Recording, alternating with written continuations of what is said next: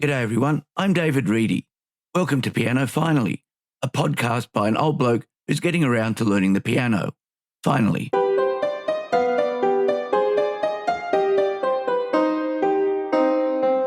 Welcome to show 37. Thank you very much for being here. If this is your first time hearing the podcast, I hope you enjoy the episode. If you're a returning listener, then thanks for coming back.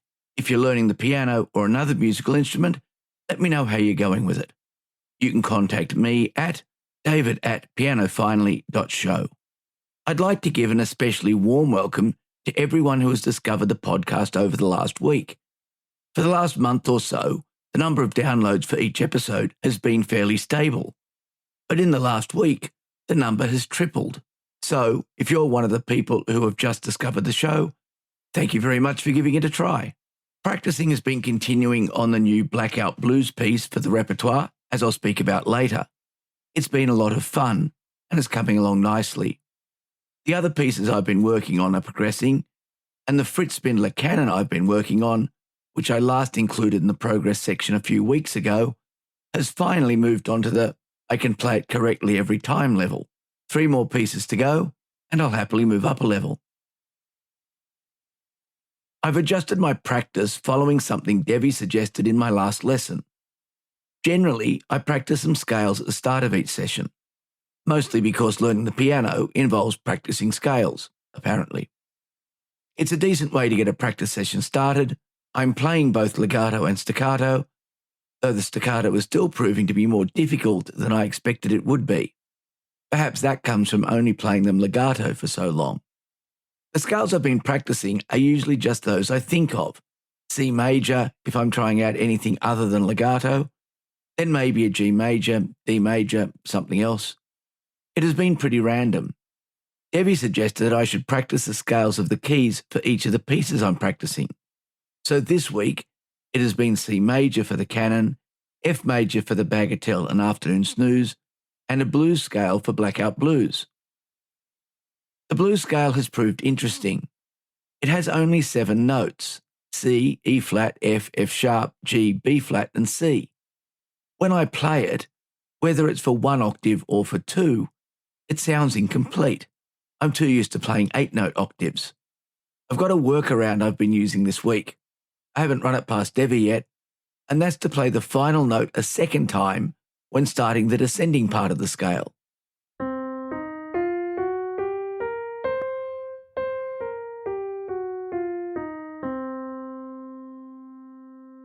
At least when I get to the end of the run, I don't feel like I've left something out along the way. I'll have to see if my piano teacher approves.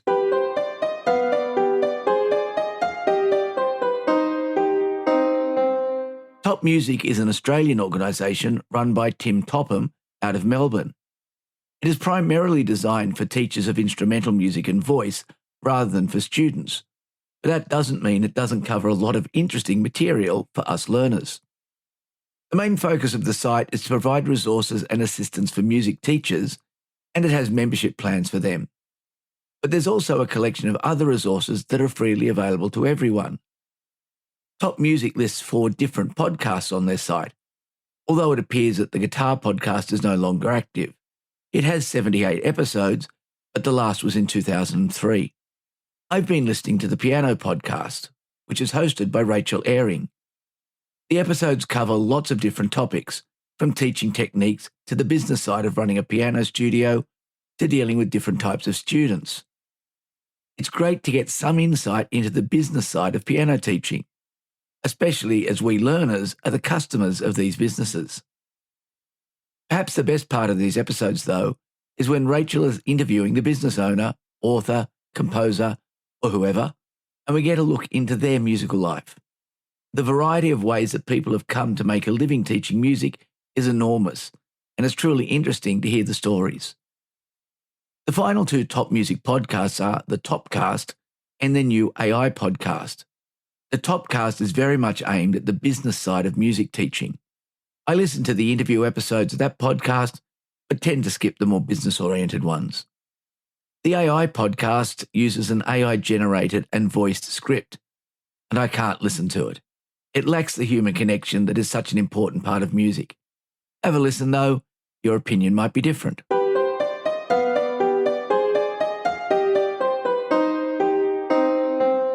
I mentioned last week that I was adding a new piece to my practice repertoire, and it has turned out to be a great success.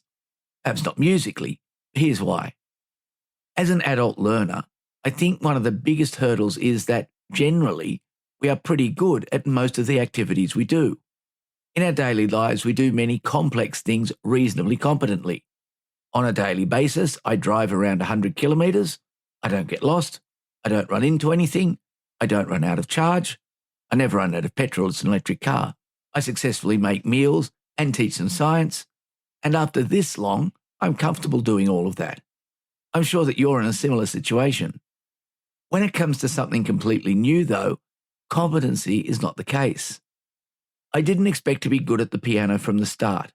I know that it takes many years to get to a high standard, and I was prepared for that. I've always enjoyed an intellectual challenge, and I suspect that any adult who starts learning an instrument from scratch is also looking to challenge themselves, at least a little. When I first started just over a year ago, everything was exciting, everything was new. Even being able to get the fingering right for a C major scale was an achievement. Getting both hands to do it together was even more of a win. Even simple tunes were a great boost to my confidence. Progress was relatively quick, and because it was all new, it was all fun. It was easy to see progress over a short period of time, and that made it easy to practice enthusiastically. Once I got the very basic techniques under some sort of control, I was able to move on to pieces that were graded for examinations. These clearly have a higher degree of difficulty than the very first easy pieces, and so it took me longer to get a real feel for the piece and how it should sound. These pieces also take longer to come together, and then even longer to get to performance quality. And this is where I found a potential problem. Before I go any further, I'm not discounting the need for thorough, regular practice when learning an instrument, but knowing intellectually what is effective and required doesn't change the fact that sometimes the feelings in the moment don't match that understanding. And so, playing the same short, relatively simple at this level, piece of music over and over again becomes a bit boring. Practicing the same 2 bars, slowly and with care, will certainly improve my playing over time, but that doesn't make it more exciting. When I sit down at the next practice session and I see the progress that the previous day's work has made, I feel a sense of accomplishment.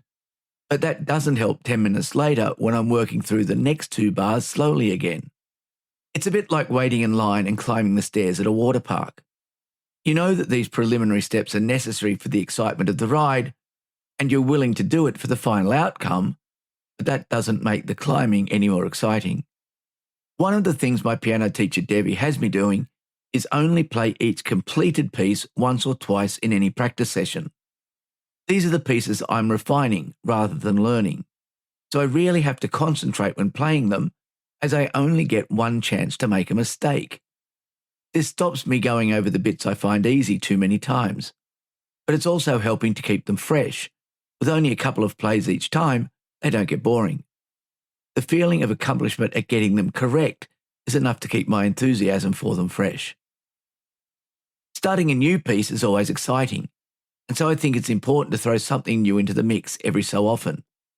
I'm currently working on 4 pieces, and I think that is about the most I could reasonably manage in my half-hour practice sessions, when I add in some scales and exercise and some just messing around time. What I noticed over the past 2 weeks, though, is when I added the 4th piece, Blackout Bluesby Andrew Craggs, the interest in practicing has lasted longer than for the pieces before. I think that's because it's a blues piece, and I hadn't played that sort of music before. Maybe that's the key to keeping practice interest up. Find different musical styles on a regular basis, so you're hearing different things while still improving your skills. I'm going to talk with Debbie and see if I can do that more moving forward. Luckily, there are hundreds of different musical styles, so I'm looking forward to lots of exciting new discoveries as my playing slowly improves.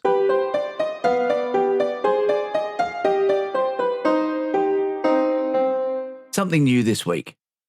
I really think that getting out to see and hear some piano performances is a great way to stay motivated. Watching the Gina Bacow and Chopin competitions on YouTube was great, but being there in person is so much better. From time to time, I'm going to call out some upcoming piano events that you might like to go to. 2025 sees the 17th edition of the Van Cliburn International Piano Competition. The main rounds will run from the 21st of May to the 7th of June at the Texas Christian University in Fort Worth, Texas. Tickets to the finals are almost sold out already, which might be a good thing as the only tickets left cost almost $3,000 for the 27 concert series. You can, however, attend the screening auditions in Fort Worth from the 16th to the 22nd of March for free. Details are on the Van Cliburn website. If you can't get there, it looks like the entire competition will be streamed on YouTube. The Piano Plus Autumn Piano School is back on in Armidale, New South Wales this year. They have a showcase concert on Monday the 14th of April, which is conveniently in the school holidays, so I'm going to drive up for the performance. The concert has performances from all the tutors at the school, and the program is wide and varied. It should be a fun night.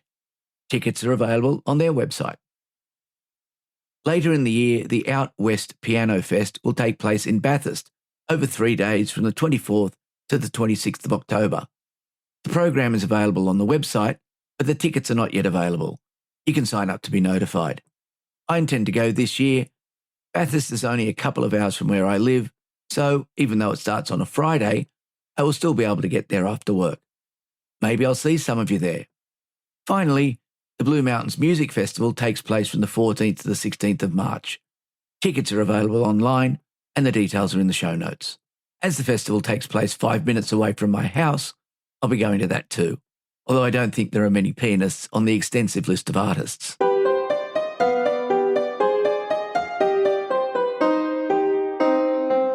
Here's a very quick YouTube suggestion for this week. I'm going to have to go back and re-watch this one while sitting at the keyboard to try out the chord progressions he is talking about. It's Which Chord Sequences Produce Which Emotions by Pasteur. He uses a lot of musical examples to illustrate his ideas, and it's a really comprehensive theory. I think it's worth a closer look. I'll do a proper review of the channel in coming weeks. If you get a chance to watch the video, let me know what you think. There's a link in the show notes.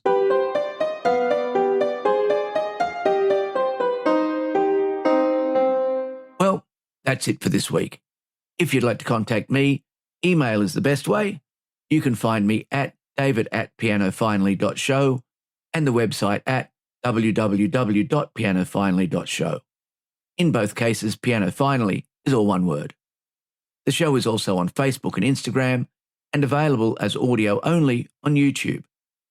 You can subscribe via any popular iOS or Android podcast application or from directories such as Apple Podcasts, Spotify, or YouTube. I also post an excerpt and link for each episode as an Instagram reel. If you're learning an instrument, let me know where you are in your journey, what's going well, and what are the challenges you're finding. And so, until the next episode, I hope your piano stays in tune and you enjoy your time at the keys.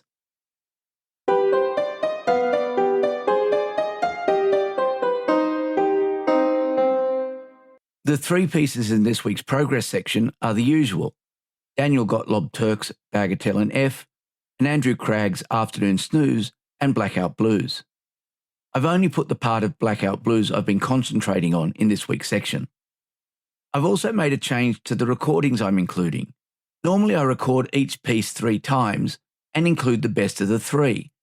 This week, I'm just including the first take, with the mistakes. Let me know if you prefer it, warts and all. All the recordings were made using the Kawai NV10 as the keyboard and Pianotech 8 running on the M4 Pro Mac Mini. Pianotech is set to the New York Steinway Model D piano in player mode.